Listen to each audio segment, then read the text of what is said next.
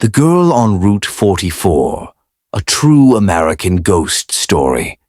Some roads in America are known for their curves, some for their views, and some, like Route 44 in Massachusetts, are known for something else: ghosts. This is the true story of a girl who died on that road, but never really left.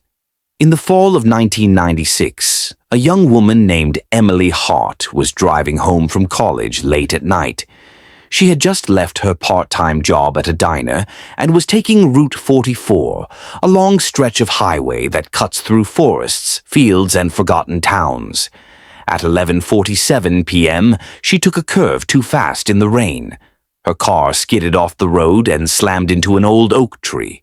She was pronounced dead at the scene. Locals say her watch stopped at exactly 11:47 p.m., and ever since that night, she's been waiting. It started small. Drivers began reporting a girl standing on the roadside late at night, wearing a college hoodie, soaked, pale, silent. They'd slow down, thinking she needed help, but as they pulled over, she would vanish. Some saw her in their rearview mirrors. Others swore they even picked her up, only for her to disappear from the back seat without a sound.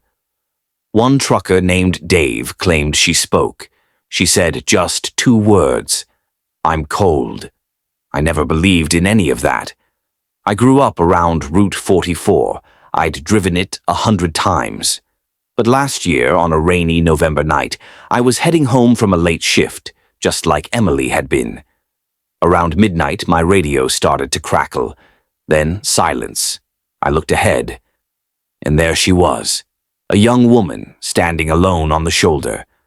I pulled over and rolled down my window. "Are you okay?" I asked.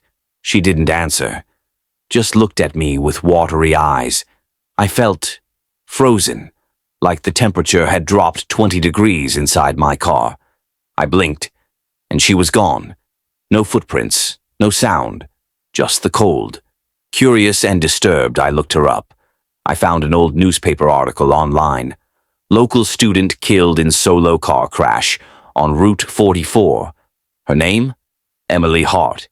Age? 22. The photo showed the same girl I saw, same hoodie, same face. I visited her grave the next day, just outside of Taunton. There were fresh flowers. A note sat beneath them. It read, "I saw you again last night. I'm sorry." No name, just the note. I asked around. Locals say her boyfriend had been driving behind her the night she died. He always blamed himself for not stopping her from speeding that night. They say he visits her grave every week, but he's never spoken to anyone since the crash. Since Emily's death, there have been over 40 sightings of her along that same stretch of Route 44, and all of them share one thing in common: the time, 11:47 p.m.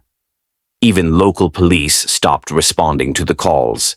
They just say, "It's her again." Some believe she's stuck, reliving the moment of her death, waiting for someone to save her. Others say she's trying to warn drivers to slow down, to avoid the fate she suffered. But a few believe something darker, that Emily isn't looking for help. She's looking for company. A year after my own encounter, I received a letter at my apartment. No return address.